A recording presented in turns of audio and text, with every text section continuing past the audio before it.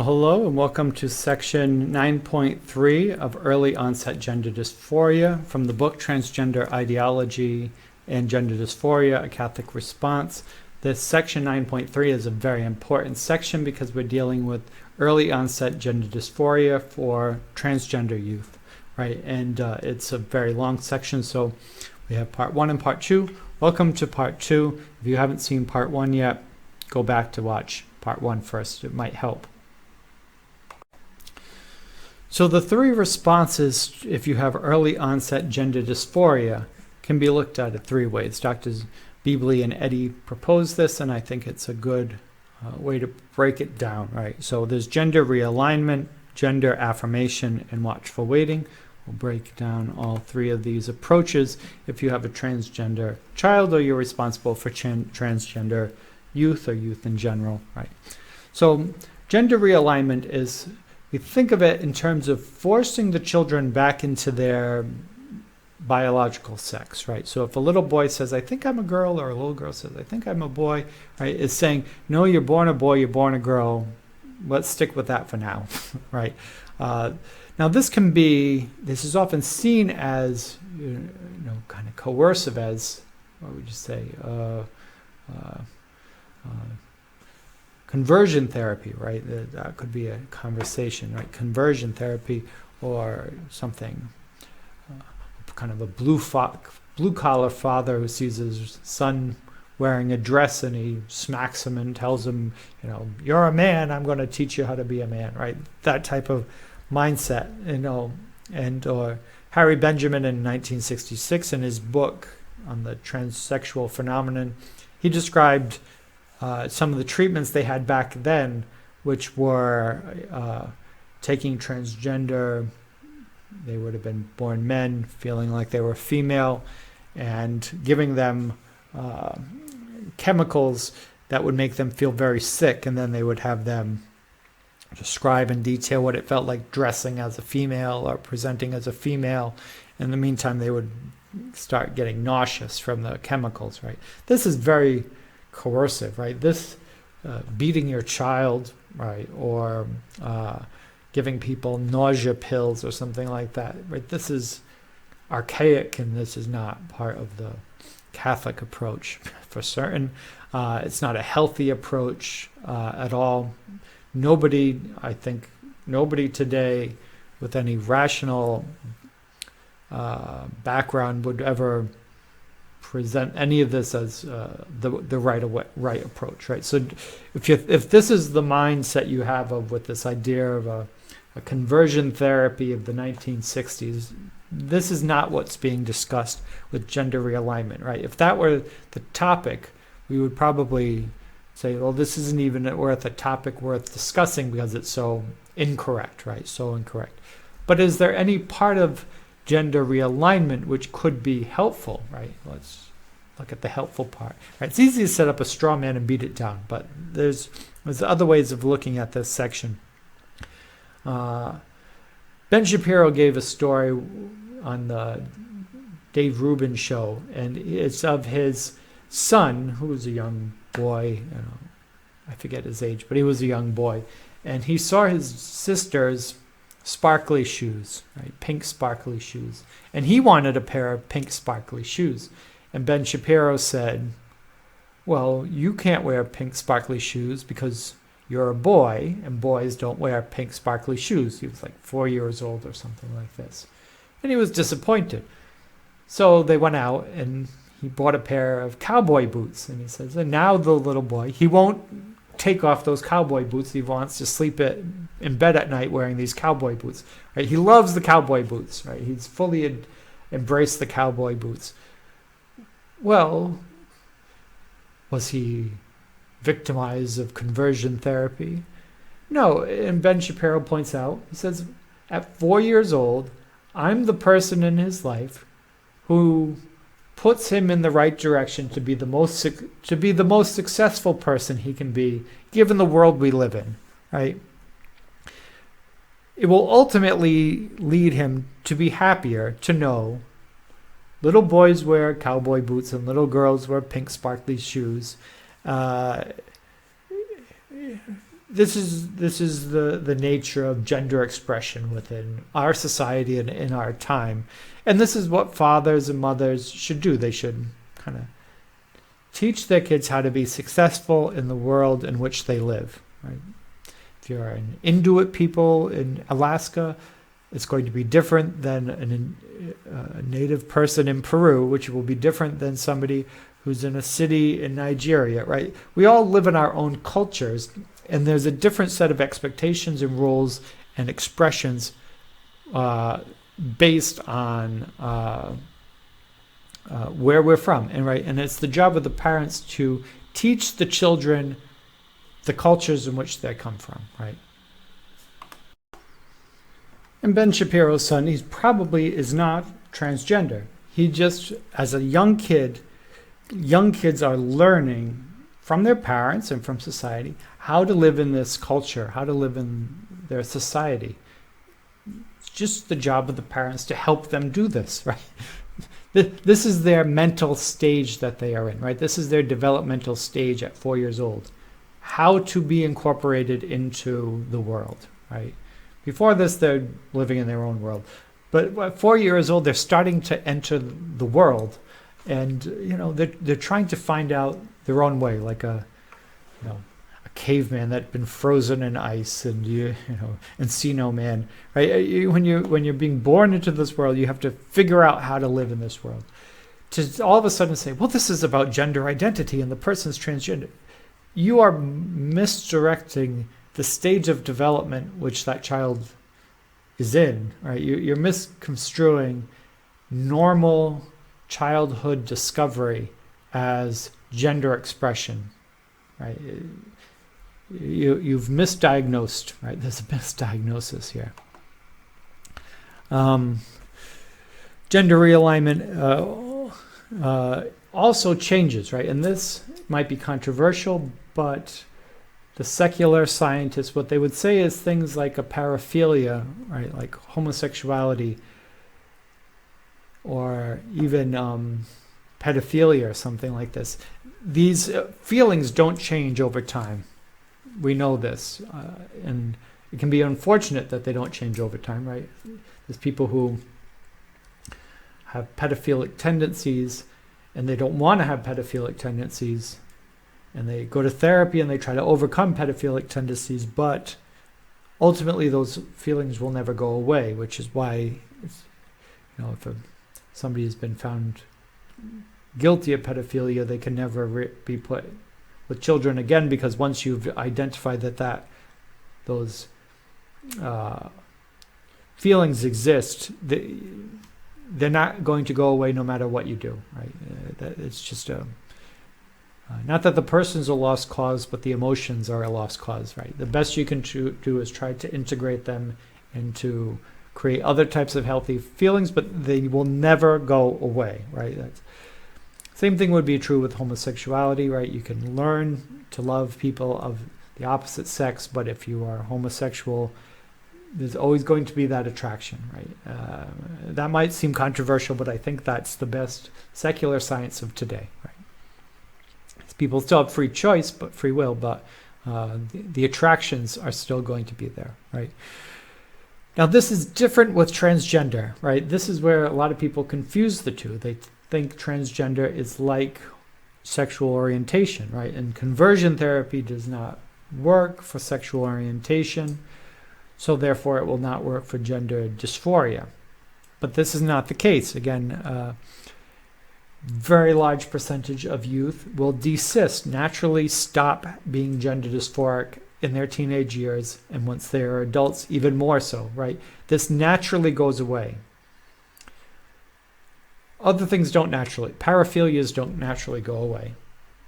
But gender dysphoria does, right? So let's not treat it like it's something else, right? Let's treat it like what it is, right? Something which very commonly desists when it starts at youth, as youth. The point of gender realignment is that it speeds up the fading of the cross-gender identity, which typically happens in any case, right? So how to make it go away faster?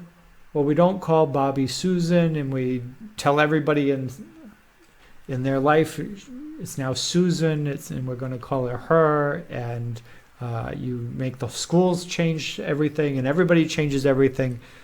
Because now for the child to go back to Bobby, he has to essentially come out as cisgender, which makes it more complicated, right? And if they're already dealing with these feelings, making it more complicated does not help, right? So if they're Bobby and they want to wear their mother's shoes, and dance around the room listening to Madonna, God bless them. But, it'll be easier to get over that in a year than if you actually go forward and start changing the person socially and otherwise. Says for this theory, modern approach to behavior therapy includes psychodynamic therapies and parent training, right? So this 2018. So you get to the underlying issues. You learn about self-acceptance. You get to try to talk about who you are, how you feel, your integration, and deal with other underlying issues. And this helps, right? This helps, right? The same types of things you would do if a person had an eating disorder, right? It's trying to align the mind with the physical reality, right? You don't do it through violence, but you do it through psychodynamic therapies, right? The goals of these treatments, and this is set out by Kenneth Zucker, reduction of social ostracism, that's part of it. So, if you're a little boy that likes wearing makeup in the first grade, right? People will pick on you, right? This does not help you. Right? Bullying is going to be part of the discovering of who you are in society as well, right? For better or worse, that's part of it. So there's social ostracism, which will increase anxiety, stress, and depression, right? People who are bullied aren't happier, right? So helping the person integrate better into society will remove some of the social ostracism. It treats the underlying psychopathology, if any exists, right? So if anybody has experienced sexual trauma, which is very possible, or any type of trauma, you deal with the other underlying trauma that might exist, right? That's important. If there's any other psychological disorders, deal with that, right? And that might solve the gender dysphoria. Treat the underlying distress, right? If it's saying, well, I don't feel like a boy, or I want to do this. Well, work on those feelings, right? What does it mean that you feel like a girl, right? What does that mean to you? What does it mean to be a girl, right? What does it mean to be a boy? Could just be, I want to be like my big sister, right?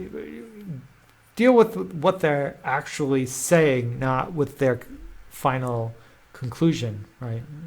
Their final diagnosis. They're children. They shouldn't be diagnosing themselves. But they can express how they feel.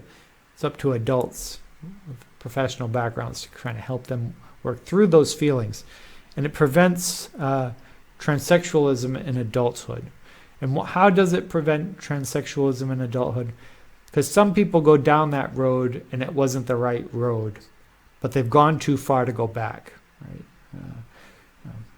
Changed their name, changed their gender, changed their clothing. They've told everyone to call them something else. They've been on hormone blockers. They've been on new hormone replacement. They've had surgeries. At this point, maybe it's easier just to stay with what you've chosen than it is to go backwards at that point. Why do gender realignment? Again, high rates of desisting, right? That's a reason why you would try to help the child adjust to their natural biological sex, because most likely they will anyway, right? Those are the odds. The alternative is giving your child things like hormone blockers, which one of the common ones is Lupron, which was a drug created to castrate sex offenders. This is what we would be giving our teenage boys, sex offender castration chemicals, right? This is not been tested and FDA approved for young boys, right? This is FDA and approved for sex offenders to castrate them, chemically castrate them. So this is unproven, right? All these people don't want to give their kids vaccines because they're untested, but you're going to give your kid Lupron, right? Which is not approved for anything, right? The Endocrine Society is often quoted as stating that puberty blockers are fully reversible, right?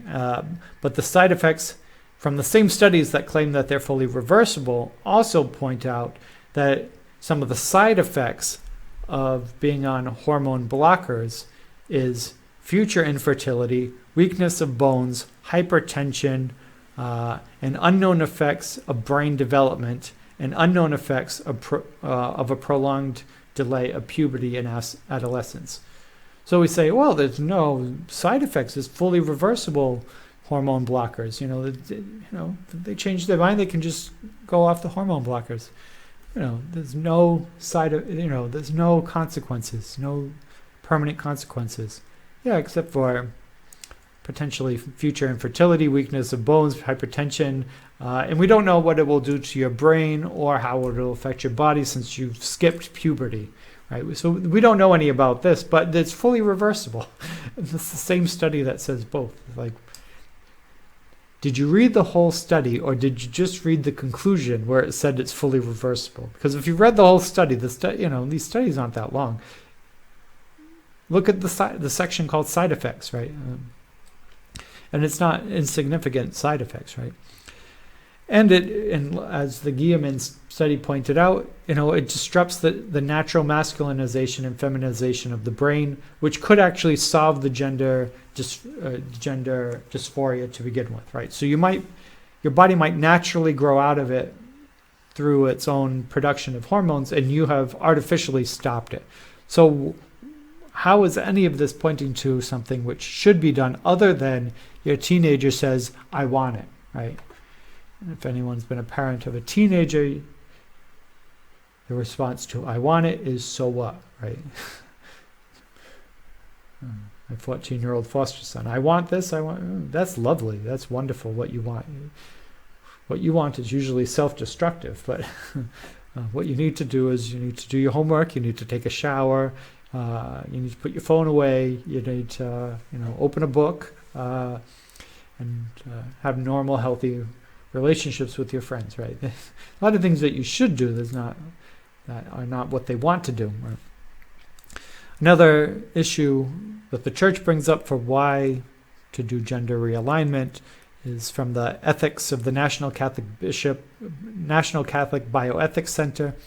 They claim, and this is a conclusion rather than a descriptor, but the use of puberty-blocking hormones in children with gender dysphoria is particularly dangerous since the intervention radically disrupts the normal sequence of physical and psychological development that occurs during adolescence. One cannot simply reverse what has been done if the individual should change his or her mind. That is perhaps one of the most accurate statements that we have. And it came from the National Catholic Bioethics Center. That is a very reasonable answer based on the medicine, right? Very reasonable. Archbishop Carlson also points out, on the topic of pubertal blockade, I'm not a medical expert, and I can't cover every conceivable medical and pastoral scenario, right? It's good humility in that to start with. But the basic approach to the Catholic tradition is that is and must be a presumption against this intervention. Why? Because of, and Bishop Carlson points it out, the ethics from the National Catholic Bioethics Center, right? It's just, given the medicine, although you can't make a universal decision on every situation at every time, the presumption would be that this is not a good way to go with your children, right? This is, unless you're the 1 out of 99 that it is a good reason, the general presumption is that this is not a good idea, right? Not good. 1990s studies pointed out that subjects who completed gender realignment treatments improve about twice as much as those who did not complete the treatments. And the treatments focused on gender behavior was found to significantly improve gender identity. This is another example of why you might want to do this, because they improve twice as much. People who deal with gender realignment usually get much better, much faster than the parents who kind of go along with some of the delusion, right? But if you were to do gender realignment, still the process, like Archbishop Carlson pointed out, you listen, you communicate, you keep the lines of communication open, you show sympathy, right? This is not a mean approach. This is a compassionate, gentle approach which gently pushes people in a direction where they are probably going to end up anyway, right? Makes some sense, right? Now the next approach is the complete opposite side of this, which is gender affirmation. Now this is the one which has the most social acceptance today, right? You go on Facebook, you see all these things of protect our trans children and trans pride and things like this for trans youth. All right, this is gender affirmation, right? It turns gender dysphoria into something to be celebrated, which is kind of contradictory because it's a medical disorder, right? It's an incongruence. It'd be like celebrating autism. Like, well, the point of Autism Awareness Month isn't to celebrate autism, it's to make awareness of autism, right? If we could find a cure for autism, we would, right? It's something that we would try to cure. It's not something that we are trying to celebrate. Not that there's anything that you should be embarrassed about if you have it. It's just, it's a disorder, right? It's like celebrating diabetes. Well, you wouldn't celebrate diabetes. Not that there's any moral dilemma for people who have diabetes, but it's not something that we celebrate. It's a disorder, right? So it's kind of this becomes a very complicated model because the ideology ends up turning it into a celebration, which is, I'm not sure what definition makes it a celebration. The gender affirmation model contained contributions from many authors. The American Psychological Association, nearly every psychological or social organization has given a full stamp of approval for gender affirmation. Very uncritically has run full speed in this direction, right? So this is some of the difficulty of saying, well, we must turn to the experts and see what they say.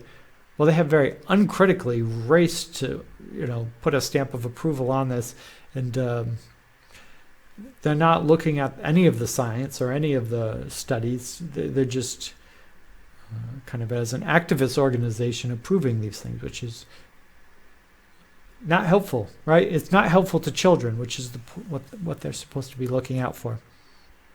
Doctors Keo Meyer and Ehrenskraff, who are gender activists, they said, every day we learn more and see how much more we have to learn about helping our children discover and fortify their true gender selves.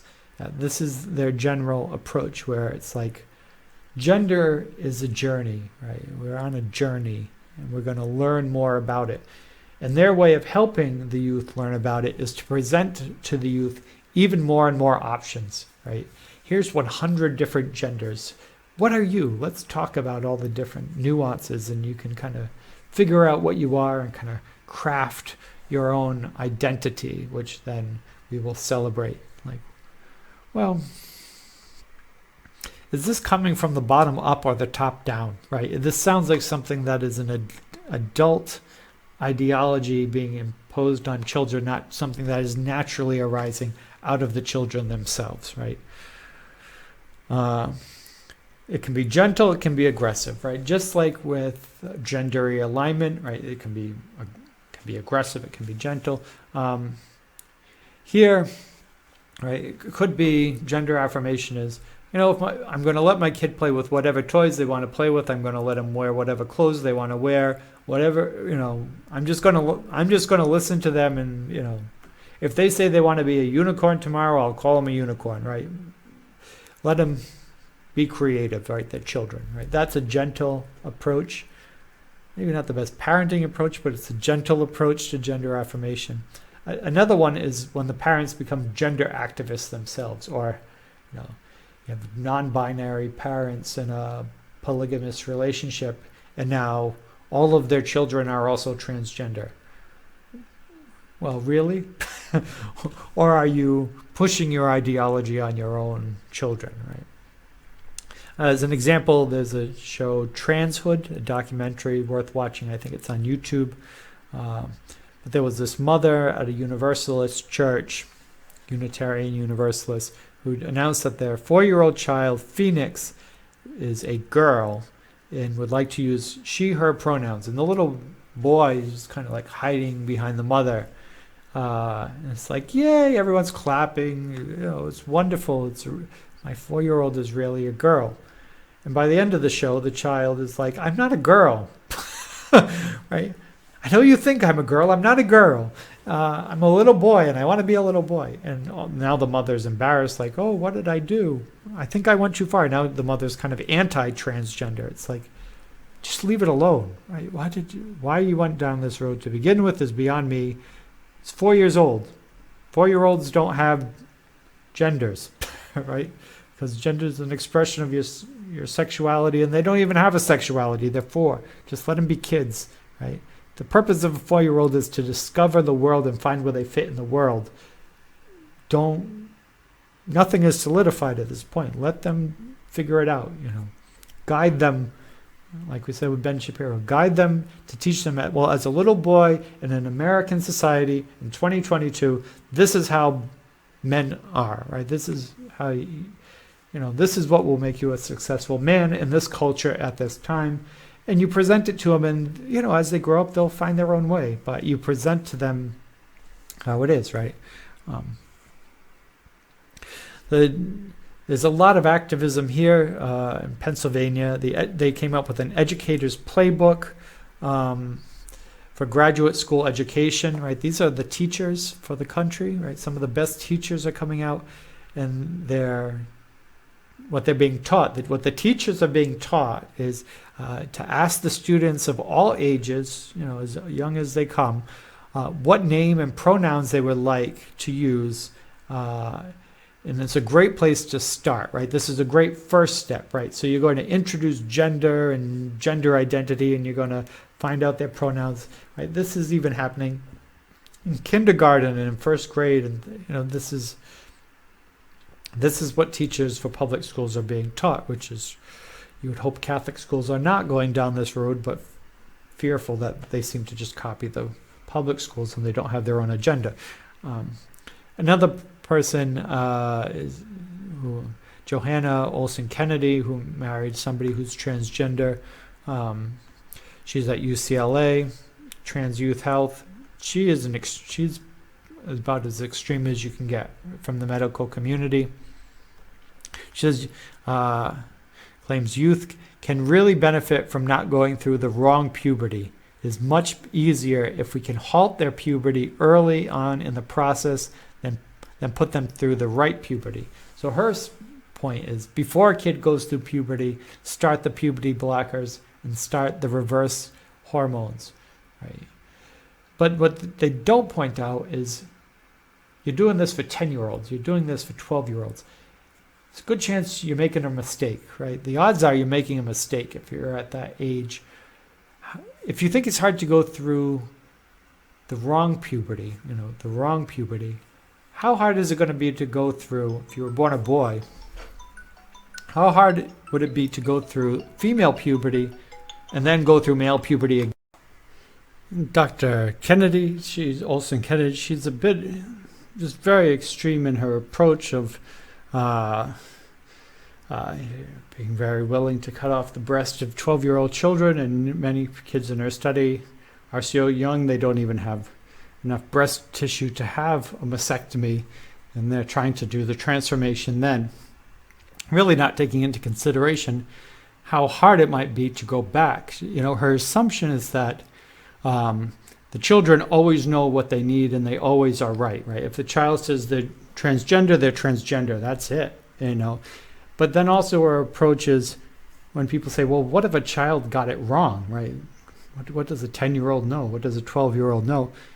Well, if they want breasts, again, they can just get a boob job, right? They can just, you can just cosmetically surgery these things back on. It's like, well, isn't the point of breasts so that you can feed your child, right? Right? The teleology of the body, as infinitely malleable and adjustable, right, is just, it's in a different epistemology than the Catholic approach, right? For us, we have, we have materiality, we have efficient causes, we have formal causes, we have, final causes. For Joanne Olson Kennedy, everything is a material cause. It's pure matter, right? It's pure materialism, right? If you just the idea of sex having anything to do with procreation is definitely out. Dr. Ahrenscraft is also an extremist, and I try to be nice to everyone in this book, but some people are extremists. She's another extremist. They had a video of training from the American Academy of Pediatrics, which you would think would be very nice, right? And she was telling other healthcare providers, says, in this country, we've grown up with a culture where for so long, and this belief still exists, people felt that you have to cure someone who didn't conform to expectations of gender, right? Which makes sense. We agree. We've been trying to push people into these boxes. The doctor continues, when children are supported in what that means accepted, they do beautifully. Okay, that's true. That's fine, right? That seems fine. But who's the one pushing kids into a box? Isn't it the person who's saying the 8-year-old, oh, you like dolls? Then you must be a girl. And now let's give you hormone blockers and cross-sex hormones, right? It's not those who are coming from biological realism or the normativity of creation perspective who say, if your boy who likes to play with dolls, that's fine. You'll make a wonderful father someday, right? That would be letting kids be kids. By saying, we're trying to put kids in boxes. Well, people who are trying to change the sex and gender of children are the ones who are looking at gender expression and saying it has something to do with gender identity. She goes on, and this is where it gets very extreme. She says not to go too slowly with transitioning a child, right? Don't worry about it. Don't go too slow. Go for it. She says when tweens and young adults undergo these treatments that are not developmentally mature enough to comprehend the full magnitude of irreversible sterilization. But don't tell them too much because they're kids and they can't handle too much information, right? So what she's saying is, and this is in her training, a 13-year-old kid says they're trans, so you were going to do something which could potentially sterilize them for life. But don't tell the 13-year-old that. Don't try to make the 13-year-old fully understand this because that'll just stress him out. We don't want to stress him out, right? So if this girl says she's a boy, just go with it. Just don't delay. Just go with it. And even though it might permanently sterilize her, you don't want to add that burden on her mind that she's now potentially sterilizing herself. Right? That would be a psychological burden to be thinking about. My choices might have permanent consequences. Kids can't handle those types of decisions. But you're willing to do the surgery anyway. You're willing to do the hormones anyway. You're willing to do hormone blockers anyway, right? Acknowledging that these children are not old enough to fully recognize the irreversible nature of the thing they're going to do, your solution is just not to tell them about it. This is an extremist, right? This is crazy ideology. To think that you would believe a 13-year-old, you would start transitioning a 13-year-old, And you wouldn't want to tell the 13-year-old too much information because it might disturb their mental health. This is kind of crazy. One detransitioner named Garrett was interviewed in a 60-minute interview with Leslie Stahl. I used this a couple times ago. A different part of this interview. Garrett said, "I didn't get enough pushback on transitioning." That's what he said was the problem. He says, after 2 visits to a gender specialist, he had received estrogen, and within 3 months, he had received an orchiectomy, which means his penis had been removed, right, and his gonads. Right? He was turned into a female from the bottom down. After 3 months from the first time he met with the doctor. This is a teenager. Garrett then received breast augmentation. Right? Garrett claimed, and about a week after, I wanted to actually kill myself. Like I had a plan and I was going to do it, but I just kept thinking about my family to stop myself. It kind of felt like, how am I ever going to feel normal again, like other guys now, right? So a boy says, I think I'm a girl, and within a few months, they have chemically changed his body, cut off his sex organs, and given him a breast job, all within under a half a year. And this is a teenager, right? And right after he does it, he wants to kill himself because that was not the problem, right? It didn't solve any of his problems because that was never the problem.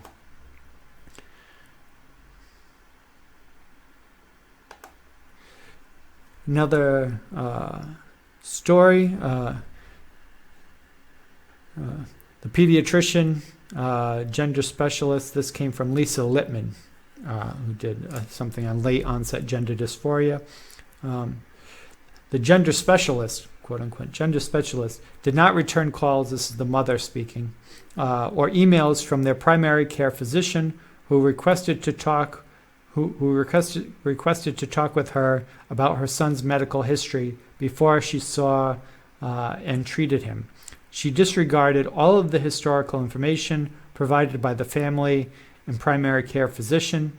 She did not verify any of the information provided by my son at his first visit, and even after being provided with multiple and other historical resources which differed significantly from his story.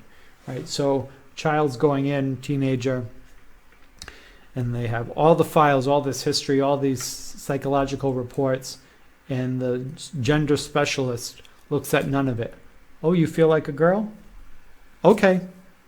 Hormone blockers, right? We can talk about transitioning. Are you going to look at the psychological files? Are you going to interview the family? Are you going to look at to see if there's any underlying conditions which might explain this?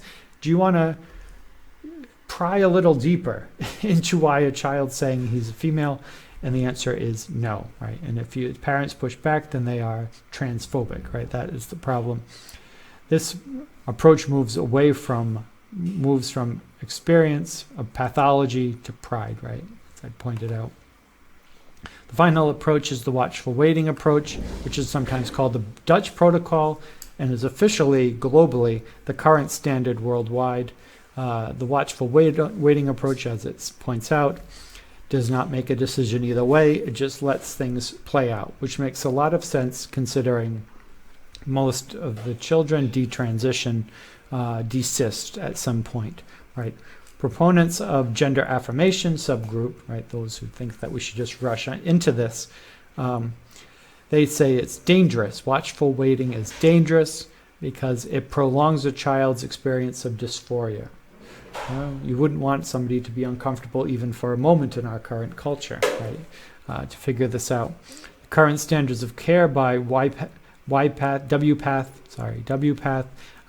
claim a change back to the original gender role can be highly distressing and even result in the postponement of a second social transition on the child's part. This is actually a very reasonable thing by the World Professional Association of Transgender Health from 2012. I bet if they were to update it in 2022, they would undo what they said in 2012. But this idea of you don't quickly transition a child, even socially, because the challenge of transitioning back is another challenge, right? It's after you've already gone all this way and everybody's changed everything, for you to go back to who you were initially is very difficult, right? And it might prolong somebody from doing it, right? That now they're living under the wrong sex, out of shame again, right? That's the problem. Kenneth Sucker, who was from Toronto, he was at the Center for Child, Youth, and Family and Gender Identity Clinic in Toronto. He was a very moderate person. He promoted the Watchful Waiting approach and tried to, with the youngest children, to work on gender realignment, right? At a young age, the best you can hope you can do is help them integrate into the culture where they live, right? You're not going to transition a 5-year-old, so just watch, wait, and help them learn the skills to be a little boy, right? That's all you can do. But this wasn't enough for the gender activist who in 2015 made up false claims about him and had him fired from his position. Kenneth Sucker then sued and won, right? But the premise of this is that Kenneth Zucker's position was as just saying watch and wait, just watch, right? And if the person's 16, 17 and they persisted for 10 years with this, then do the surgery, right? Do whatever you need to do. But for young kids, just watch and wait. This is too extreme for some people, just to say watch and wait for young kids. In the present moment, adults are examining children's activities through the hypersensitive lens of identity. I think this is a very wise insight in 2021. This idea that when parents are looking at their children, they see a little boy playing with a doll, and the parents are jumping to the conclusion, well, my son must be transgender, or a little girl who doesn't want to wear a dress, she must be a boy, right? This is all being done through the lens of adults. This is not children being children. This is adults putting their own ideology on top of children. That's the problem. That's why watchful waiting is helpful, right? If it's truly from the child, it will persist, right? A child does not need to go from their first meeting with a gender specialist to orchiectomized with a boob job in 6 months. There's nothing says that is the best approach to this. Mark Yarhouse and Deborah Hoop, who are Christian writers on the topic, they said, be more loving, follow the child's lead, don't condemn or judge the child in their innocence because it scares you or you don't understand. Instead, seek help from other people. Don't be afraid to admit that you don't know. Very good, humble approach. The problem is who you talk to now, right? This is the ultimate problem.